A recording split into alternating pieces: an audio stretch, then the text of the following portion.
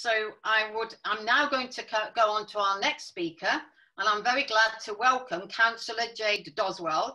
She's the councillor for Fallowfield Ward, and she is been supporting the students' protest and the Queen's Road garage action, and she's also a strong support of the Debenham workers. So she's a very busy woman, and I'm very glad to welcome you. Off you go, Jade. Hi, Hilary. Thanks. Hi, everyone. Thanks so much for inviting me to speak tonight. I'm absolutely delighted to be here and to be a part of this.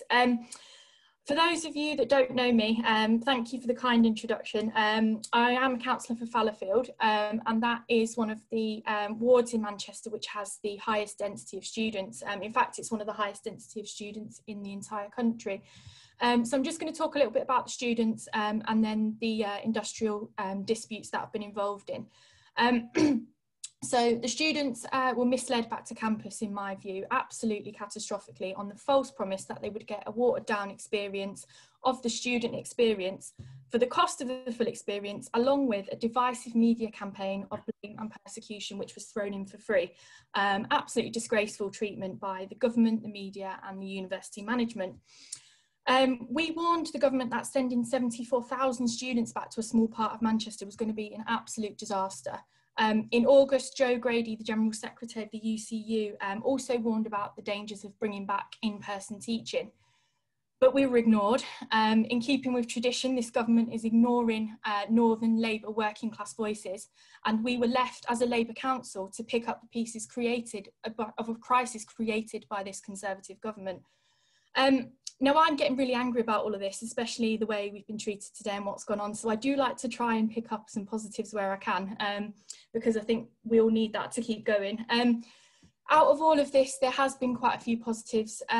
We've just come from a meeting with UCU, which has been great. It's been an absolute great pleasure to build a relationship with them, between a Labour council and the union, to put forward a set of demands to the government and to the council and to the university management, so we can avoid this happening in December and January. Also, the industrial disputes that have been involved in that Hilary mentioned, Layla and Chris Winwood have been absolutely inspirational.